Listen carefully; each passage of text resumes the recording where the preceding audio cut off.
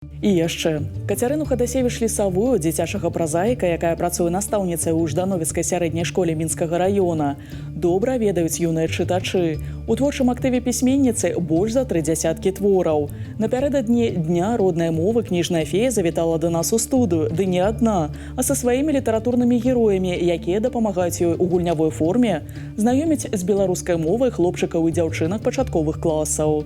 Як прымаюць дзеці герояў казак, пра што пытаюцца ў аўтара, а таксама пра інтэрактыўныя старонкі яе кніг даведаўся мой калега Дмітрый Карась.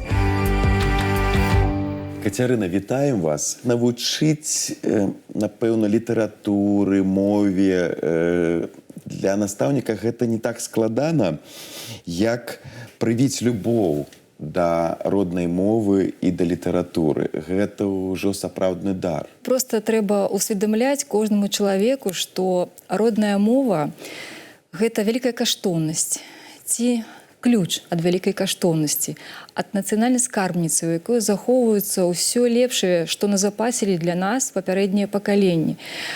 Родная мова – гэта культурны код. І каб спасцігнуць яго, я думаю, што трэба яшчэ ў дзяцінстве раздаць кожнаму беларусу з першымі словамі на роднай мове такія, скажам, нарыхтоўкі, ключыкі нарыхтоўкі, пакуль без роўненькі, так? Але трэба яго адшліфаваць, зрабіць зазубрынкі, каб гэты ключык падышоў потым да вялікай нашай скарбніцы.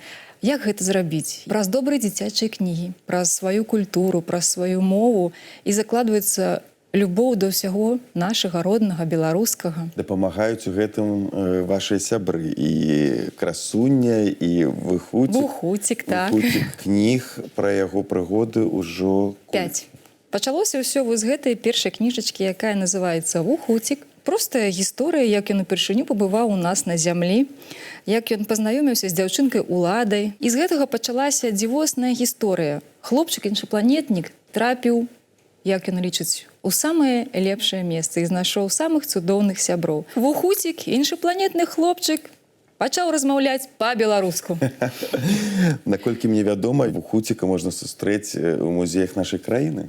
Так, сапраўды. У музеі гісторыі беларускай літаратуры была адкрыта выстава да майго дня нараджэння, дзе была прадстаўлена мая творчасць, і, канечне, цэнтральнае галоўнае месца займаў Вухуцік. Акрамя таго, дзеці вельмі хацелі б не толькі набыць кнігі для яго з бібліятэку, яны б хацелі і Вухуціка з сабой панесці. Гэта навяло на думку, што патрэбны Вухуцікі цацкі.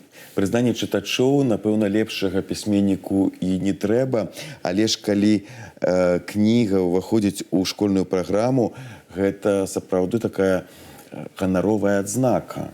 Так, гэта сапраўднае пісьменніцкае шчасце, таму што значна пашыраецца чытацкая аўдыторыя, і Вухуцік, пра якога чытаюць у пачатковых класах, добра знаёмы юным чытачам. І часам я прывожу ў бібліятэку ці ў школу, гімназію новую кнігу пра яго, і дзеці згадваюць, што «а мы чыталі». Мне падаецца, засумавала наша лісічка Красуня і патрабуе, каб пра яе таксама некалькі слоў мы... Абсалютна, таму што лісачка увогуле лічыць сябе цэнтрам сусвету. Лісачка Красуня жыве ў 3 маіх кнігах. Яна вялікая аматарка прыгод. Гэта гераіня таксама вельмі полюбілася дзецям.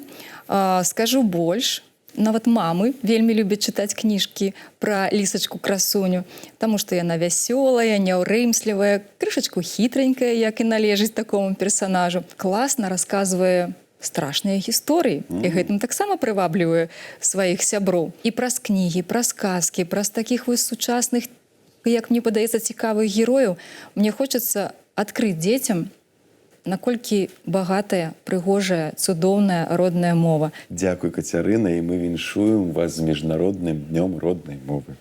І я віншую ўсіх з днём роднай мовы. Размаўляем, любім, адчуваем сэрцам.